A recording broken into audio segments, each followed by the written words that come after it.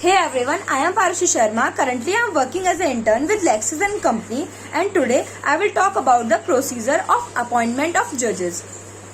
In India, legislature does not involve in the appointment process of judge. Appointment process of judge is totally depend on the legal knowledge and experience of the person. And no political stand is checked at the time of appointment of a judge, so there is no need of any political influence or any political loyalty.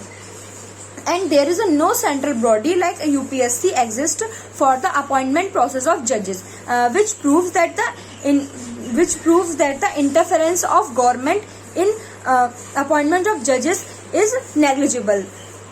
The process of appointment of judges is known as the collegium system. Before 1973, senior most judge of Supreme Court was appointed as the CJI of India, CJI. But in 1958, a Law Commission of India criticized this rule and recommended that the experience, merit, and administrative competence must be considered at the time of appointment rather than only a seniority. In 1973, Justice A.N. Ray was selected as a CJI, but he was the fourth senior most judge of the Supreme Court at that time. And this came give light to the fact that the Indian judiciary needs a proper process of appointment in India. Now we will talk about some cases which are related to the appointment process of judges in India. S.P. Gupta versus Union of India, also known as the Judges Transfer Case 1. So it was held that the President is not bound to act according to the consultation of Chief Justice, and he can reject the consultation of Chief Justice in the appointment of judges of Supreme Court and High Court. And consultation was limited to mere consultation of views, not to the concurrence of views. According to this judgment, power of appointment of judges was only in the hands of the government, and it was hampering the independence of our judiciary. So a next case came in picture due to this violation of independence of judiciary. So Supreme Court Advocate on Records Association versus Union of India, which is also known as the Judges Transfer Case 2. So the main aim of this judgment is to reduce the political influence from the appointment process of the judges. This case overruled the judgment of the S.P. Gupta case, which was the Judges Transfer Case 1, and said that the opinion of CJI is bounding on the President. President can only appoint judges of Supreme Court and High Court only after taking consultation from the CJI. In this opinion, CJI's consultation means the opinion of CJI and two senior most judges of Supreme Court, and also the senior most judges of Supreme Court will become CJI. The next case is a re-presidential reference judges, which is also known as the Judges Transfer Case 1993. In this case, President referred 9 questions for advisory opinion of Supreme Court while using article number 143. 9 judges bench gave its advisory opinion and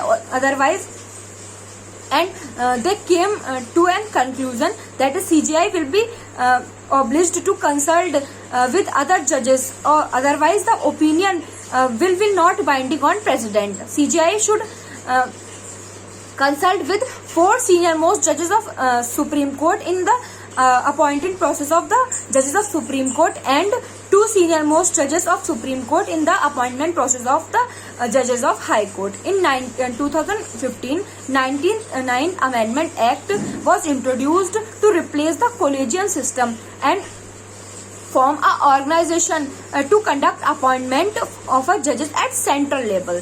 then this act says that there should be a national judicial appointment commission for the appointment of judges. This amended the article number 124, 2 and 127 and 128, and also inserted article number 124 B, C, A, B and C. It was amended that the president will appoint the Supreme Court judges based on the recommendation of NJAC, and the NJAC will be comprised of 6 members, from which one is a CJI, one is law minister, 2 senior most judges of Supreme Court, and 2 eminent person who are nominated by Prime Minister, leader of opposition, and the law minister. And the function of NJAC is to appoint and transfer the judges of Supreme Court and High Court.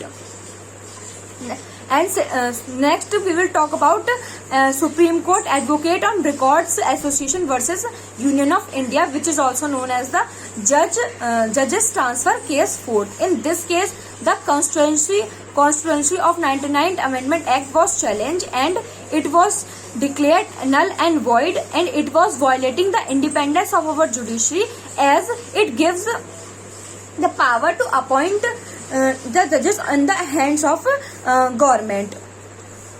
And Supreme Court had that the collegial system will be restored. These all are cases related to the understand in order to understand the collegial system. Now we will talk some points about the collegial system. So collegial system is nowhere mentioned in our constitution or other in any law.